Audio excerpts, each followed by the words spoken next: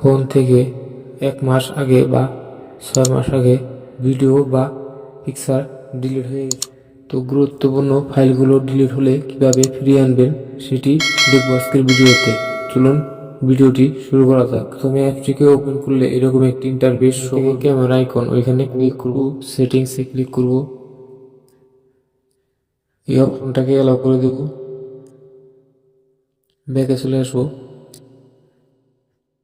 নিচে দেখেন লোডিং শুরু হয়ে গেছে এবং আমাদের ডিলিট হওয়া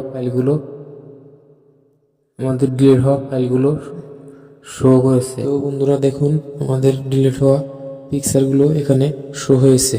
তো বন্ধুরা আপনাদের ফোন থেকে যদি কোনো পিকচার ডিলিট হয়ে যায় বা অডিও বা ভিডিও কোনো ফাইল ডিলিট হয়ে যায় এভাবে ফিরিয়ে আনতে পারবেন। কিন্তু বন্ধুরা এই অ্যাপসটি রুট ফোনে পুরো মতো কাজ করে, রুট ছাড়া কোনো ফোনে ঠিকঠাক মতো কাজ করে না। আপনাদের ফোন থেকে যদি 100টি ছবি ডিলিট হয়ে যায় সেখান থেকে আপনারা ফিরিয়ে আনতে পারবেন সর্বোচ্চ 10টি বা 15টি, এর বেশি সম্ভব হবে না রুট ছাড়া ফোন দিয়ে। তো বন্ধুরা আমার ফোনটি যেহেতু রুট না তাই অ্যাপটি সম্পূর্ণ কাজ করব। কীভাবে ডিলিট হওয়া ভিডিও ফিরিয়ে আনবেন সেটি দেখবো এখন। তো বন্ধুরা ভিডিওটি ভালো লাগলে অবশ্যই চ্যানেলটিকে সাবস্ক্রাইব করবে, লাইক কমেন্ট শেয়ার করবে। তো বন্ধুরা দেখো একইভাবে আমাদের ডিলিট হওয়া ভিডিওগুলো শো করতেছে। আমি অনেক ভিডিও ডিলিট করে দিয়েছিলাম, সেই ভিডিওগুলো এখানে শো করতেছে, তাই এগুলোকে আর রিকভারি করব না।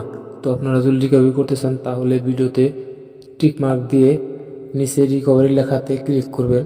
তো ভিডিওটা আপনার ফোনে আবারও স্টোরেজে চলে যাব।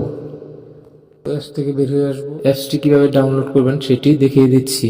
তো বন্ধুরা ভিডিওটি যদি চ্যানেল থেকে দেখে থাকো তাহলে চ্যানেলটিকে সাবস্ক্রাইব করবে, আর পেজ থেকে দেখে থাকলে পেজটিকে গুগল প্লে স্টোরে এখান থেকে সার্চ বারে চলে যাব। এই লেখাটি লিখে আমরা সার্চ করে দিব। দ্বিতীয় নম্বরে যে অ্যাপসটি শো করেছে সেই অ্যাপসটিকে আপনারা ইনস্টল করে নেবেন।